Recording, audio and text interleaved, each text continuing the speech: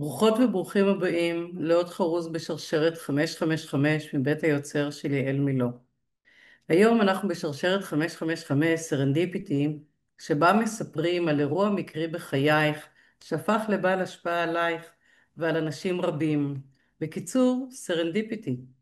והמתכון לסרנדיפיטי מבית היוצר של דוקטור תמרה טילמן, המעבדה לפוטנציאל האנושי שמוקמת בבוסטון, ואקסלרטור ההליכה שמלמד על הפוטנציאל האנושי ועל פילוסופיית יקום מקביל. יש לי העונג להכיר לכם היום את גליה נתן אפשטיין, שהיא גם היי. וגם וגם. גם עורכת דין, גם מתעסקת באנרגיה וגם כתבה ספרים. נכון, וגם במקריות או שלא, עשתה שינוי סופר משמעותי בחיים. היי נכון. גליה, היי, איזה כיף בואי, שאת מראיינת אותי ומארחת אותי פה, ואני מאוד מתרגשת להיות כאן. אני שמחה להיות כאן איתך. אני מזמינה אותך להציג את עצמך. אוקיי, אז הסיפור שלי מתחיל כאשר אני עורכת דין. החיים שלי נהדרים, אני עצמאית, אני מתמחה בתחום מסחרי בינלאומי, אני נשואה באושר, אני אימא לשלושה ילדים, אני מצליחה מקצועית וכלכלית, אבל לאט לאט אני שמה לב שאני כבר לא כל כך קמה מאושרת בבוקר, או אנרגטית כמו שאני מכירה את עצמי, שכאילו קצת טעם החיים הלך לאיבוד ואין איזושהי סיבה מוצדקת. אני לא מבינה, לא מצליחה להבין מה חסר. אבל מהר מאוד אני גם מבינה שאם אני לא אפעל למען איזשהו שינוי, אני לא אוכל להמשיך ככה לאורך זמן. אני אוהבת לצפות את הבעיות בראש. אני לא אהיה האימא שאני רוצה להיות, הבת זוג שאני רוצה להיות, האישה שאני רוצה להיות בעולם. ולמזלי, ובמקרה, כמו שתמרה אוהבת לומר, חברה מזמינה אותי לטיפול. אני חושבת שאני באה לטיפול טיפול גוף.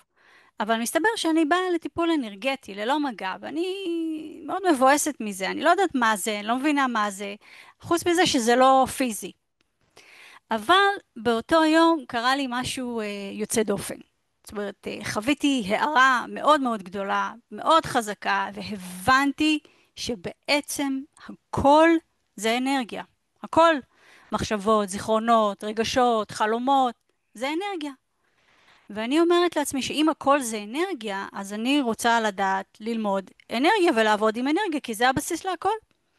והרגע הזה היה רגע סרנדיפיטי חזק מאוד אצלי, כי ההבנה שכאילו מישהו הסיט לי את הווילון, ואני מבינה שיש איזושהי רמה אחרת ונוספת בחיים, שאני עד אז לא בדיוק הייתי, לא הכרתי, לא הייתי מנותקת ממנה. וזה העניין של ניהול ואיזון אנרגטי. לא רק פיזי ורגשי ונפשי, יש גם אנרגיה. ואז בעצם אני מתחילה ללמוד, אני הולכת ללמוד ביו-אורגונומי, שזו השיטה העיקרית שבה אני משתמשת, לצד רייקי וארומתרפיה.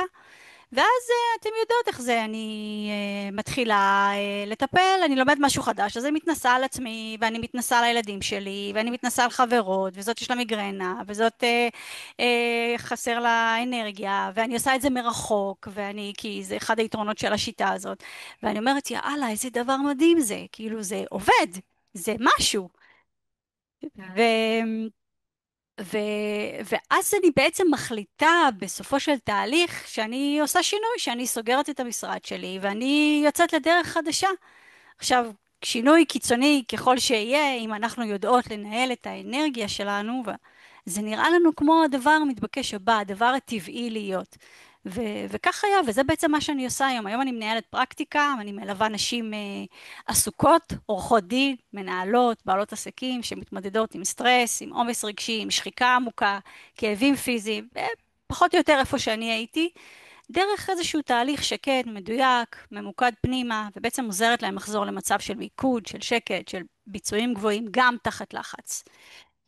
לטובת זה יש לי תוכנית שנקראת חזקה מבפנים, שבה אני בעצם, לאחר שהגיעו לי כל מיני נשים כמוני, ומתוך היכרות עם מאיפה אני באתי, עם איזה פרדיגמות וחוסר הבנה אני הגעתי לעולם הזה, אז בעצם לקחתי את השיטות שעזרו ועוזרות לי להגיע לעומק ולפתור מהשורש, ואני אומרת, אם זה עזר לי שאני סופר רציונלית, ואני התחלתי לחקור על השיטות האלה וגיליתי שיש המון מידע והמון מחקרים על הילינג מרחוק, על ארומתרפיה, ועזר לי להתחבר אליהן, ולכן אני יודעת איך לעבוד עם נשים כמוני.